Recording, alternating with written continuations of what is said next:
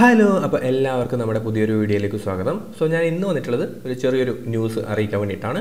നമ്മുടെ KSEB sub എഞ്ചിനീയറിൻ്റെ rank list വന്നിട്ട് ഏകദേശം ഒരു മാസത്തിൽ കൂടുതലായല്ലേ. യെസ്, സോ അതിൻ്റെ അഡ്വൈസുകൾ ലഭിച്ചു തുടങ്ങി എന്നുള്ള കാര്യം നിങ്ങളെ അറിയിക്കാൻ വേണ്ടിയിട്ടാണ് ഈ ഒരു വീഡിയോ ആയിട്ട് വന്നിട്ടുള്ളത്. കഴിഞ്ഞ ഒരു 2 ദിവസം മുമ്പ് തന്നെ ഉദ്യോഗാർത്ഥികൾക്ക് അവരുടെ കേരള PSC തുളസി പ്രൊഫൈലിൽ ഈ അഡ്വൈസുകൾ ലഭിച്ചു തുടങ്ങിയിട്ടുണ്ടായിരുന്നു കേട്ടോ. നിങ്ങൾക്ക് ഇപ്പം പരീക്ഷ കഴിഞ്ഞ് കഴിഞ്ഞാൽ പരീക്ഷയുടെ മാർക്കും അതേപോലെ അഡ്വൈസുകളൊക്കെ നിങ്ങളുടെ പ്രൊഫൈലിൽ തന്നെ ലഭിക്കാനുള്ള ഓപ്ഷൻ ഉണ്ട്. സോ 2 ദിവസം മുമ്പ് തന്നെ ഉദ്യോഗാർത്ഥികൾക്ക് ഇങ്ങനെ അഡ്വൈസുകൾ ലഭിച്ചു തുടങ്ങിയിട്ടുണ്ടായിരുന്നു.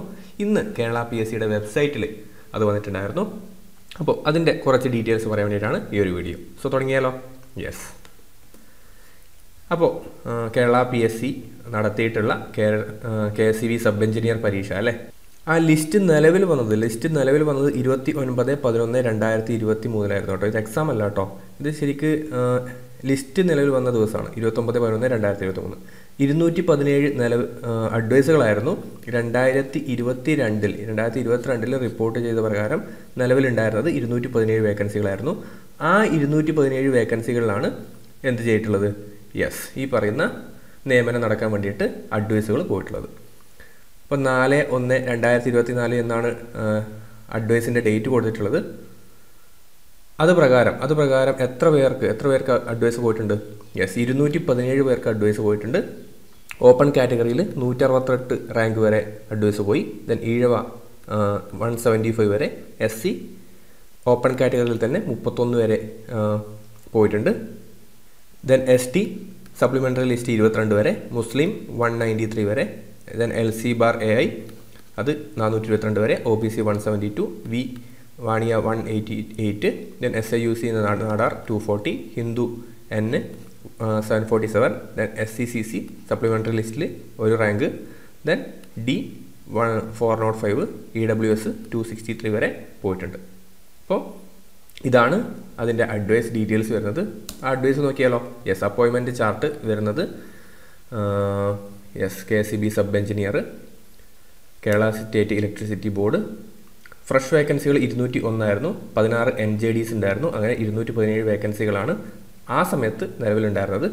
ഓക്കെ, 16/6/2022 ഏറ്റവും അവസാനമായിട്ട് റിപ്പോർട്ട് ചെയ്തത്. 2023 ഇനിയിപ്പം 2024 ഇനി റിപ്പോർട്ട് ചെയ്യപ്പെടാം. പക്ഷേ അതിന് ചെറിയൊരു ഡിലേ ഉണ്ടാവാനാണ് സാധ്യത.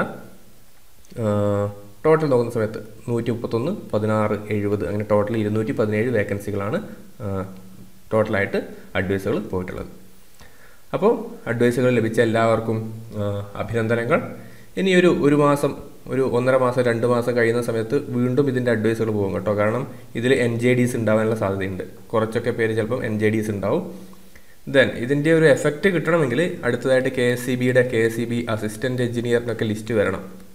ഓക്കെ, KSEB അസിസ്റ്റൻറ്റ് എഞ്ചിനീയറിൻ്റെ ഷോർട്ട് ലിസ്റ്റ് ഏകദേശം നമുക്ക് പ്രതീക്ഷിക്കാം വിത്തിൻ 1-2 വീക്സ് ഒക്കെ, അല്ലെങ്കിൽ ഒരു 1 മന്തിനുള്ളിൽ തന്നെ നമുക്ക് എന്ത് ചെയ്യാം, അതിൻ്റെ ഷോർട്ട് ലിസ്റ്റ് പ്രതീക്ഷിക്കാം. ഷോർട്ട് ലിസ്റ്റ് വന്നതിന് ശേഷം അതിൻ്റെ ഇൻ്റർവ്യൂ ഉണ്ടാവും. ഇൻ്റർവ്യൂവിന് ശേഷമായിരിക്കും റാങ്ക് ലിസ്റ്റ് ഇടുക. ഓക്കെ, റാങ്ക് ലിസ്റ്റ് ഇടുന്നതായിരിക്കും. സോ നമുക്കൊരു 6 മാസത്തിനുള്ളിൽ ഈ ഒരു റാങ്ക് ലിസ്റ്റ് കൂടി പ്രതീക്ഷിക്കാം. KSEB അസിസ്റ്റൻറ്റ് എഞ്ചിനീയറിൻ്റെ ഒരു റാങ്ക് ലിസ്റ്റ് കൂടി നമുക്ക് എക്സ്പെക്റ്റ് ചെയ്യാം. അപ്പോഴാണ് ബാക്കി വരുന്ന കുറച്ച് എക്സാമുകൾ കൂടി ഉണ്ടാവും അല്ലേ. Lecturer in polytechnic, then assistant professor in engineering college, then അതിൻ്റെ കൂടെ വേറെ ഏതാണുള്ളത്? യെസ്, വർക്ക്ഷോപ്പ് ഇൻസ്ട്രക്ടർ പോലെയുള്ള പോസ്റ്റുകളൊക്കെ വേണ്ടി വരും. അപ്പോൾ ഏകദേശം ഒരു വർഷത്തിനുള്ളിൽ അതിൻ്റെയൊക്കെ റാങ്ക് ലിസ്റ്റ് വന്നിട്ട് അതിൻ്റെ അഡ്വൈസുകൾ പോയി തുടങ്ങും. അപ്പോഴാണ് ഈ KSEB സബ് എഞ്ചിനീയറിൻ്റെയൊക്കെ കുറേയധികം വേക്കൻസികൾ വീണ്ടും വരിക കേട്ടോ. കാരണം പുതിയ വേക്കൻസികളായിട്ട് വീണ്ടും ജനറേറ്റ് ചെയ്യപ്പെടും. സോ ഈ നിലവിലുള്ള ലിസ്റ്റിൽ തന്നെ ഇനിയും ആൾക്കാർക്ക് ജോലി ലഭിക്കാനുള്ള സാധ്യതയുണ്ട്. കാരണം ഒരു 2 മാസം കൊണ്ടൊക്കെ ചിലപ്പോൾ കുറേ NJDs വരാൻ സാധ്യതയുണ്ട്. ദെൻ പുതിയ ലിസ്റ്റുകൾ വരുന്ന സമയത്ത് ഈ ജോബിൽ നിന്നും മറ്റ് ജോബിലേക്ക് പോകാനും സാധ്യതയുണ്ട്. ദെൻ അടുത്ത ഒരു വർഷത്തിനുള്ളിൽ തന്നെ വീണ്ടും വേക്കൻസികൾ റിപ്പോർട്ട് ചെയ്യപ്പെടും. നിലവിൽ ഒഴിവുകൾ വീണ്ടും ഉണ്ട്. ഏകദേശം ഒരു 100-ലധികം വേക്കൻസികൾ നിലവിലുണ്ട് എന്നാണ് അറിയാൻ സാധിച്ചത്. പക്ഷേ അത് റിപ്പോർട്ട് ചെയ്യപ്പെട്ടിട്ടില്ല. സോ അതൊക്കെ റിപ്പോർട്ട് ചെയ്യുന്നതോട് കൂടിയിട്ട് ബാക്കിയുള്ളവർക്കും ജോലി ലഭിക്കുന്നതായിരിക്കും. സോ നിങ്ങൾ എന്ത് ചെയ്യുക, ലിസ്റ്റിൽ ഉൾപ്പെട്ട ആൾക്കാർ പേടിക്കേണ്ട ആവശ്യമൊന്നുമില്ല. നിലവിൽ മറ്റ് എക്സാമുകൾക്ക് കൂടി പഠിക്കുക കേട്ടോ. ഇത് മാത്രം നോക്കി നിൽക്കരുത്. സമയം വേസ്റ്റ് ആക്കാതിരിക്കുക. കണ്ടിന്യൂ ചെയ്യുക, നിങ്ങളുടെ പഠിത്തം കണ്ടിന്യൂ ചെയ്യുക. ദെൻ ട്രേഡ്സ്മാൻ എക്സാമാണ് നമുക്കിനി വരാൻ വേണ്ടി പോകുന്നത്. സോ പഠിക്കാൻ താല്പര്യമുള്ളവർക്ക് ഈ ഒരു ചാനലിൽ തന്നെ ഇഷ്ടംപോലെ വീഡിയോസ് കാര്യങ്ങളൊക്കെ ഇട്ടിട്ടുണ്ട്. പഠിക്കേണ്ട കാര്യങ്ങൾ എന്തൊക്കെയാണെന്ന് പറഞ്ഞിട്ടുണ്ട്, മെറ്റീരിയൽസ് എന്തൊക്കെയാണെന്ന് പ്രൊവൈഡ് ചെയ്തിട്ടുണ്ട്. നിങ്ങൾക്ക് എന്ത് ചെയ്യാം, ഈ ഒരു പ്ലേ ലിസ്റ്റ് കൂടി നോക്കാവുന്നതാണ്. അപ്പോൾ അത്രയും മാത്രമേ ഉള്ളൂ. നമുക്കിനി അടുത്തൊരു വീഡിയോ ആയിട്ട് കാണാം. താങ്ക്